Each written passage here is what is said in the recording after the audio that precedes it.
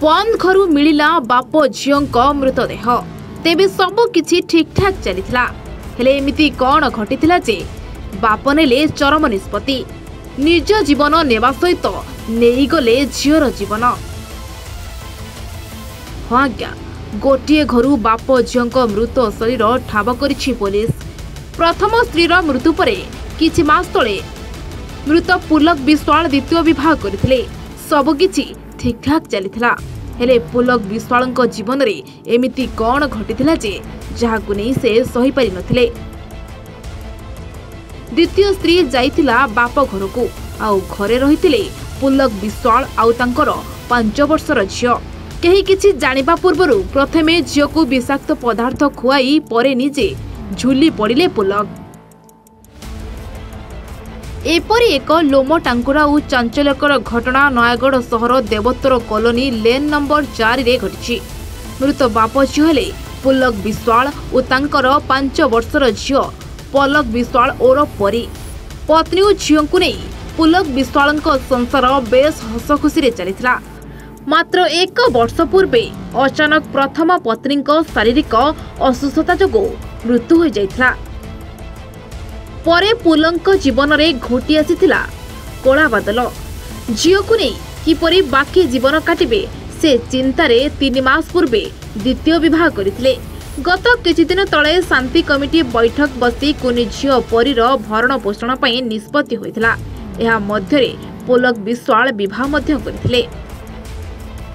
विगत सोमवार दिन पुलक द्वितीय पत्नी बाप घर को जाइथिले। बाप घरे 2 दिन रही नयागढ़ स्थित स्वामी पाखकू आसिबा परे घर भितरु कबाट बंद थिला। भितरु ताला पड़िथिबा देखि बहु समय पर्यंत कबाट बाड़ैथिले। पुलक 2टी फोन को मध्य कॉल करथिले किंतु पुलक 2टी जाक फोन ऑफ थिबारु पत्नीक संदेह बढ़िथिला।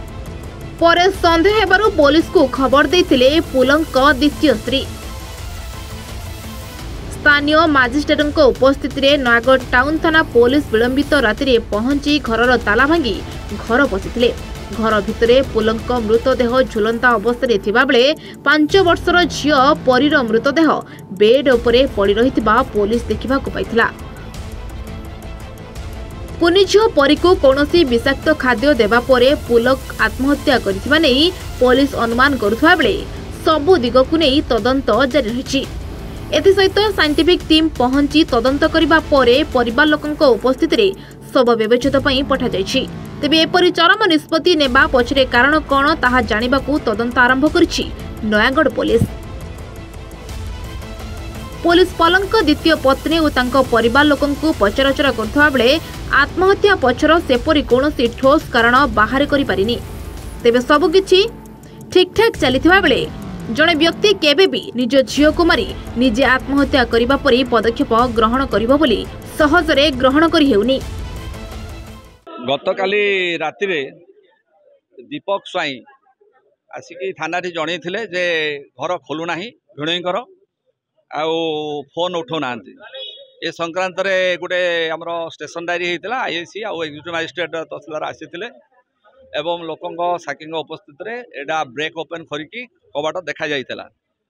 2 जनकर जो तांकर पुलक विश्वाल बाबू जे अछंती 36 तांकर काउतरा से एठी रहुतले बहुत दिन हलानी देवोत्तर कॉलोनी रे। वर्ष तळे तांकर स्त्री डेथ हेतिला गत 23 मसिया रे। तांकर 5 वर्षर झियोटी भी तांको पाखरे रहउतला। सी तला गोटे रिपोर्ट देले जे एमती आमे खोलिकी देखिलु कि सी जो दीपक स्वाई थाना रे गोटे रिपोर्ट देथिले। तांको रिपोर्ट उपरे गोटे यूडी केस हेछि। तार तदंत वर्तमान आरंभ हेछि। हमरो हेडक्वार्टर रो इंस्पेक्टर आईसीडब्ल्यू विजया स्वाई मैडम तांको दायित्व एसपी सार निर्देश रे दिया जाइछि एवं से वर्तमान तार इनक्वारी आरंभ करिसंती। साइंटिफिक टीम आउ एग्जीक्यूटिव मजिस्ट्रेट उपस्थित अछंती एवं इनक्वारी आरंभ हेछि। वर्तमान कारणटा वर्तमान इनक्वारी चली। कारणटा उपरे वर्तमान उपनीत आमे हेई नहु तेणु जेहेतु इनक्वारी जस्ट आरंभ हेछि आमे एबे कारणटा उपरे सठिक माने कनक्लूडिंग जिनस एबे कहि हबो ना बंद घर थिला राति रे सेटा को ब्रेक ओपन करी साक्षी उपस्थित रे एक्जिक्यूटिव मजिस्ट्रेट उपस्थित रे सेटा खोला जाइथिला एवं देखा जाइथिला जे पुलक बाबू झुलुचंती एवं झियोटी मरी सोईची प्राथमिक तदंत वर्तमान चली आम सब दिग ओपन रखीचु साइंटिफिक टीम आसी तेणु आम कौन जिनस कहवाटा तदंत को एपट सपट करेब तेणु आम तदंत को जीवाक दिंतु सब एंगल रु आम ओपन रखीचु। आमको एक खबर मिलता द्वितीय पत्नी जी अच्छा से कंप्लेन करते कि सी जो जाते बापा घर को आसला स्वामी कबाट खोल न तो से कंप्लेन को आधार करिकी आम आसिक काली कबाट खोलुलु मजिस्ट्रेट प्रेजेंस रे पुलिस प्रेजेंस रे खोला होता रिलेटिव प्रेजेंस थे खोलला आम जहाँ देखिलु दुईटा डेड बॉडी भितर फाइंड कलु गोटे छोट छुआर आउ फादर आज आम आसिक देखला साइंटिफिक तदंत चलती साइंटिफिक तदंत और पोस्टमार्टम पर सविशेष बरण दि जाए प्राथमिक तदंतर आम से किसी विशेष जापारू तार इनक्वेस्ट बर्तमान हम मजिस्ट्रेट प्रेजेंस इनक्वेस्ट हम इनक्वेस्ट पर पोस्टमार्टम है सविशेष बरण दि जाए ना सस्पेंस किसी ना जहाँ हम पोस्टमार्टम पर ही जना पड़ो एवं किसी कहीहबनी ता विषय। नयगढ़ मानस कुमार साहू रिपोर्ट A1 ओडिया।